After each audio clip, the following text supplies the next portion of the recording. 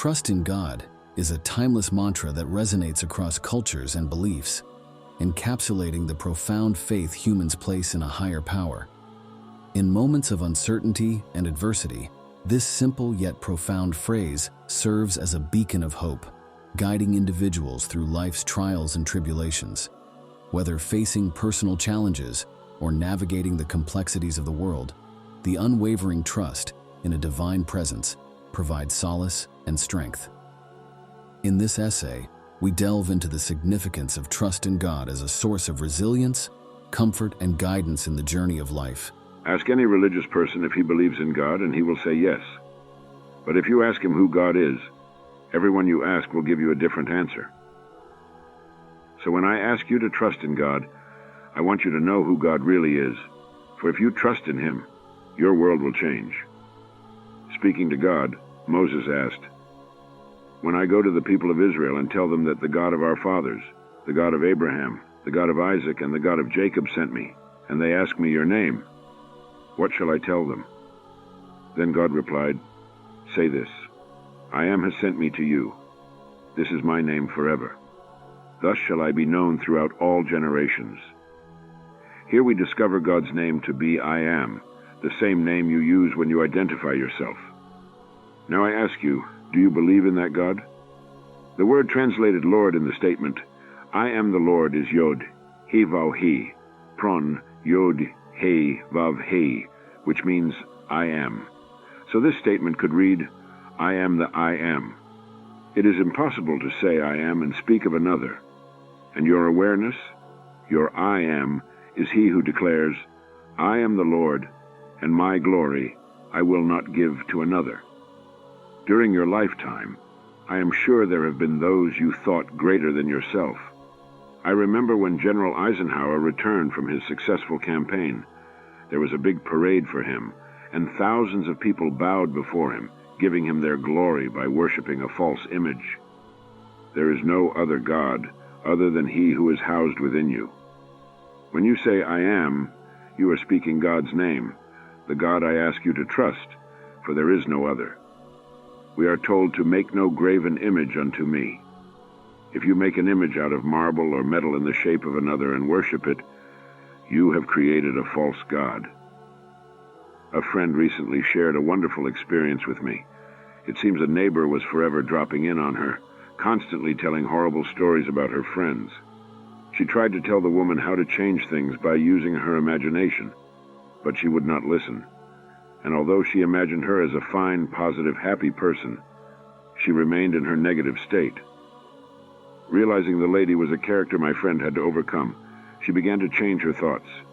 In her imagination, she told the neighbor that she loved her. This she persisted in doing, until one day she realized she really did. That night she had this dream. She found herself sitting in the shade of a beautiful tree.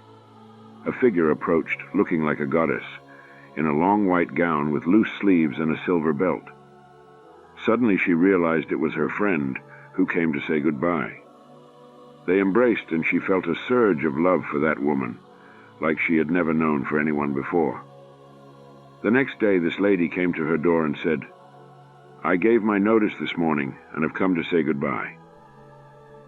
Then my friend added this thought, if I could fall as much in love with the being within me as I did with this lady, I would be completely transformed, which in turn would produce great changes in my outer world of effects, for now I know my friend's transformation took place within me. Scripture tells us to love God because he first loved us, and that we should imitate him as a dear child. How is this done? By falling in love. Whether your desire be for wealth, fame, health, or marriage, you must fall in love with the state. My friend fell in love, and so transformed the lady she will never again encounter that state. God uses man to express love and hate, for man is the agent to express the qualities of I am. There is no other God. You will find other characteristics of God, but those who know his name put their trust in I am. Put your trust in God's name. Knowing what you want, believe that your assumption will make it a fact. Believe that you need no one on the outside to aid you, for all things are possible to God. Assume things are as you want them to be, for an assumption persisted in will harden into fact. Another lady found herself, in dream, with her sister, mother, brother-in-law, and a man she knew to be her first husband. Having agreed to cross the desert on foot and return, they began their journey as the sun blistered her body and the sand burned her feet. At one point she fell, struck her head on a rock, and knew excruciating pain. But at the journey's end she found her father. Then she returned to the group, and they began their journey home. Again they encounter everything they had experienced before, but this time she fell madly in love with her first husband. As her love for him grew, he became younger and younger, and by the time they returned, he was a youth. She was told that the entire trip took 4 days, 2 days to go and 2 days to return. As she contemplated this period of time, she saw her husband stretched out on the top of a hill. Filled with a great love for him, she was about to throw herself upon his body when she awoke. This experience is 100% scripture. In Genesis it is said that, as the sun was going down, a deep sleep fell upon Abram, and lo, a dread, and great darkness fell upon him. Then the Lord said to Abram, "Know of a surety that your descendants will be sojourners in a land that is not theirs. They will be slaves there and oppressed for 400 years. Afterwards they shall come out with great possessions." Genesis 15. In biblical language, the number is important, not years or days. Every letter of the Hebrew tongue has a numerical and a symbolical value. 400 has the numerical value of the last letter, Taf, whose symbol is a cross, the cross of man. In her vision, it took 2 days to enter and 2 to return, making a total of 4. The number 2 is opposition, division. The journey was that of oppression, fear, and hardship, but in the end she found her first love, who guided and helped her return. Isaiah tells you, "Your Maker is your husband, the Lord of hosts is his name. He has called you like a wife forsaken and grieved in spirit, and will love you with everlasting love." Isaiah 54. In spite of everything you do, have done, or will do, God will forgive you, for you are his emanation, his wife, till the sleep of death is past. Regardless of the garment you wear, be it male or female, you are God's wife in this world. In symbolism, however, God's wife appears in the form of a female. Blake tells us that he is God only, and she is God in you. As you journey, you are God's emanation. But when the journey comes to its end, you will know only God as your Maker, your husband, for you will inherit God. You will no longer be two, but you will become one being as you inherit yourself. Remember, you have only one lover, only one husband. He is your own wonderful human imagination, called God. It is he who gives you everything you fall in love with. But if you pray to a little statue made by human hands, you are serving a false god. One day you will know that this world, which seems so real, is a dream. That you were never a rich, poor, white, or black man, as these were only states you dreamed when you entered the state called Abram to become Abraham, the father of multitudes. God revealed himself to Abraham as El Shaddai, God Almighty, then to Moses as I Am. God's final revelation will come to you when God's only begotten son David calls you Father. It is said that David died, and his sepulchre is within us to this day, Acts 2. It is within you, God's sepulchre, that David will rise. Appealing to the Lord to awake, David cries, "Rouse thyself, why sleepest thou, O Lord? Awake, do not cast us off forever." For only as the Lord awakes can David rise from the sepulchre and find his father. Having been promised that his soul would not be left in hell, David awakes. And as he calls you Father, your soul is released from hell. Asleep to your true identity, you are dreaming the horrors of life for a divine purpose.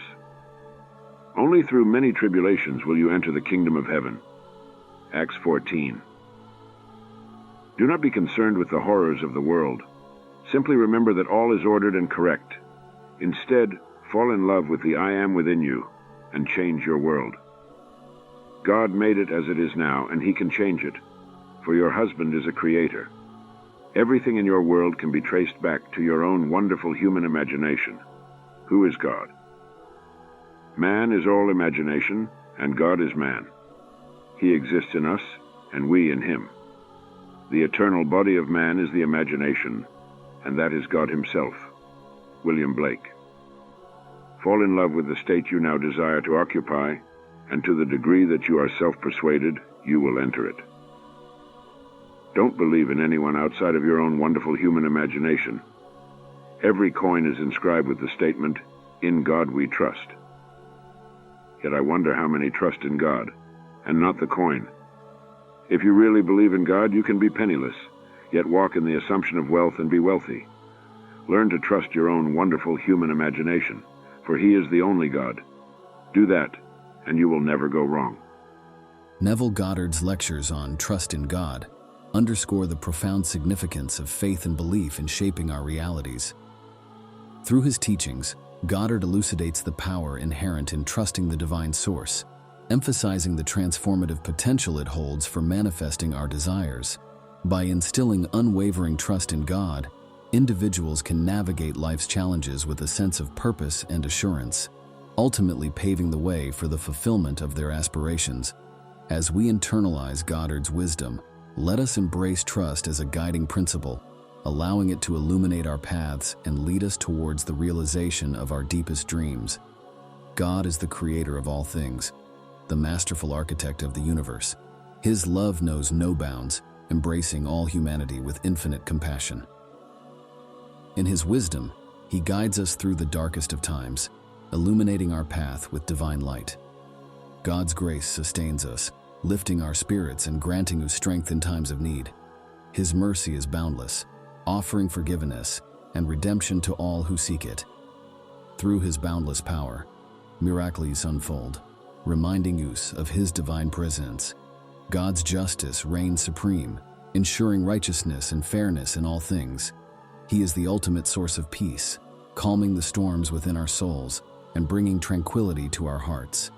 In his infinite majesty, God reveals himself through the beauty of creation, inviting us to marvel at his glory. All praise and honor belong to God, the eternal and everlasting, who reigns over all creation with unmatched splendor.